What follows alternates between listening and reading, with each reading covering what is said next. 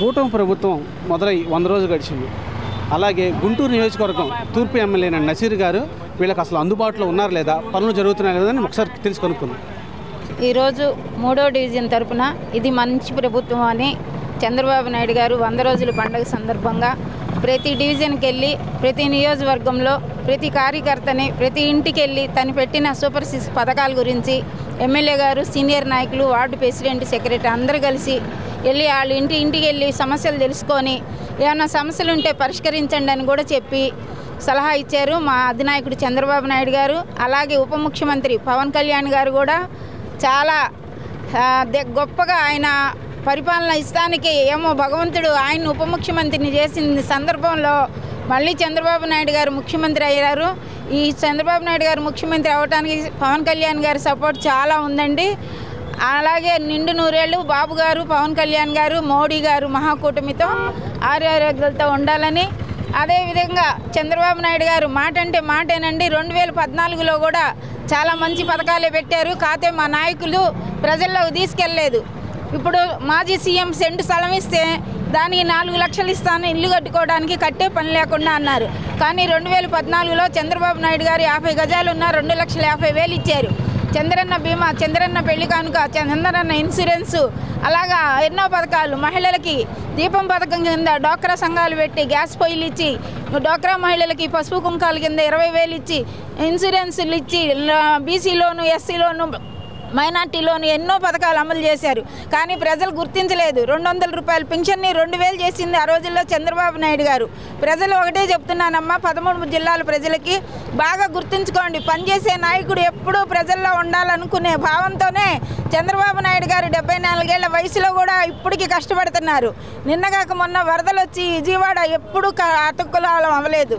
కానీ ఆ విజయవాడ అలా అయినందుకు మహాసముద్రం లాగా చంద్రబాబు నాయుడు గారు 10 రోజులు ఆఫీసర్లందరినీ కూడా ఆయన అందుబాటులో పెట్టుకొని ప్రజలకి ప్రతి ఏ సీఎం చేయనంత విధంగా ఈ సీఎం గారు చేశారు. ఈ ఉప ముఖ్యమంత్రి గారు రాలేదని ప్రతిపక్షాలు విమర్శిస్తున్నారు. రాలేక కాదు, సీఎం గారు అధికారులు అన్నారు క్రౌడ్ ఎక్కువ వద్దు సార్, మీరు వస్తే మీరు పక్క నుండి సలహాలు ఇవ్వండి మేము చూసుకుంటాం అనబట్టే ఉప ముఖ్యమంత్రి గారు రాలేకపోయారు. కానీ ఆయన కూడా వచ్చారు.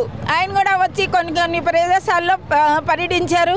ప్రజలకు అందుబాటులో ఏ ముఖ్యమంత్రి చేశాడండి? ఇళ్లలోకి వెళ్ళి వాటర్ ఎన్ని ఇళ్ళు కడిగిచ్చి, నష్టపరిహారం 10,000 ఇచ్చి, నిత్యావసర సరుకులు ఇచ్చి, అధికారులను దగ్గర పెట్టుకొని హెల్త్ ప్రాబ్లాలు రాకుండా చూసి ఎన్నో కార్యక్రమాలు చేసిన మహానుభావుడు నారా చంద్రబాబు నాయుడు గారు. కాబట్టి ఈ రోజున మనందరం సురక్షంగా ఉండాలనుకుంటే మళ్ళీ రాబోయే రోజుల్లో చంద్రబాబు నాయుడు గారు ముఖ్యమంత్రి అవ్వాలా, పవన్ కళ్యాణ్ గారు కూడా నాయకుడు ఉప ముఖ్యమంత్రిగా ఉండాలని కోరుకున్న మోడీ గారు దీవెనలు చాలా ఉన్నాయండి. మన అమరావతి రాజధాని డెవలప్ అవ్వాలంటే మోడీ గారి సహారం మనకు చాలా ఉంది. పవన్ కళ్యాణ్ గారు ఎన్నోసార్లు మోడీ గారి దగ్గరికి వెళ్ళి రాజధానికి డెవలప్ అవ్వడానికి నిధులు కావాలని మోడీ గారిని అడిగితే ఎమ్మటే స్పందించి ఆయన 3,000 చిల్లర కోట్లు ఆయన రాజధాని డెవలప్కి ఇచ్చారు. నిరుద్యోగ యువతకి ఉద్యోగ అవకాశాలు కల్పించారు. రాజధాని డెవలప్ అవుద్ది. మన అన్న నారా చంద్రబాబు నాయుడు గారు అనుకున్న ప్రకారం అన్నీ చేసుకుంటూ వస్తున్నారు. రేపు అక్టోబర్ 1 ముందు తొలి విడతగా గ్యాస్ బండ్ ఇస్తున్నారు. సంవత్సరానికి 3 గ్యాస్ బండలు, అంటే నెలకి 4 నెలలకు ఒక గ్యాస్ బండ. ఆ నిదానంగా మళ్ళీ రేపు 2-3 నెలల్లో ఉచిత బస్సు ప్రయాణం కూడా అమలు చేస్తారు. బీసీ మహిళలకి 19,000 నుంచి 50 ఏళ్ళ వరకు 4,000 పెన్షను. ఎస్సీ ఎస్టీ వాళ్ళకి చంద్రన్న పెళ్లి కానుక 1,00,000 రూపాయలు, బీసీలకు కూడా 1,00,000 రూపాయలు పెళ్లి కానుక. మళ్ళీ ఏమో 10 లక్షల రూపాయలేమో లోన్ ఇప్పిస్తా అన్నారు. రైతన్నలకు కూడా ఆదుకుంటున్నారు. ఇన్ని మంచి పథకాలు చేసిన మన అన్న చంద్రబాబు నాయుడు గారిని ప్రతిపక్షాలు విమర్శిస్తున్నారు.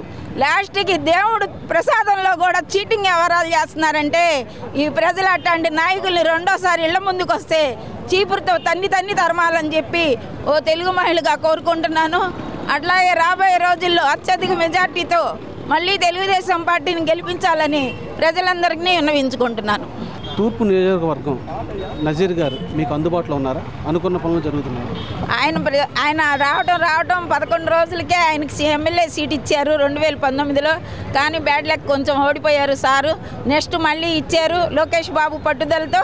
మళ్ళీ ఇచ్చినందుకు లోకేష్ బాబు మాట పోకుండా పెమ్మసాని చంద్రశేఖర్ మన గుంటూరు జిల్లా ఎంపీ గారు ప్రోత్సాహంతో నజీర్ గారు మా తమ్ముడు అత్యధిక మెజార్టీతో ఎమ్మెల్యేగా గెలిచారు. ఇప్పుడు ఎమ్మెల్యేగా ఉండక ముందు నుంచి ఆయన ప్రజల్లోనే ప్రజా మనిషిగా ఉన్నారు.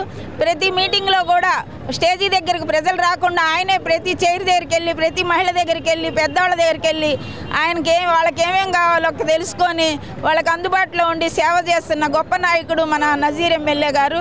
కాబట్టి ఆయన కూడా ఆరోగ్యంగా నిండు నూరేళ్ళు ఉండాలని, ప్రజలకు అందుబాటులో ఉండే వ్యక్తి మన నాయకుడు నజీర్ అహ్మద్ గారి నాయకత్వం వర్ధిల్లాలి.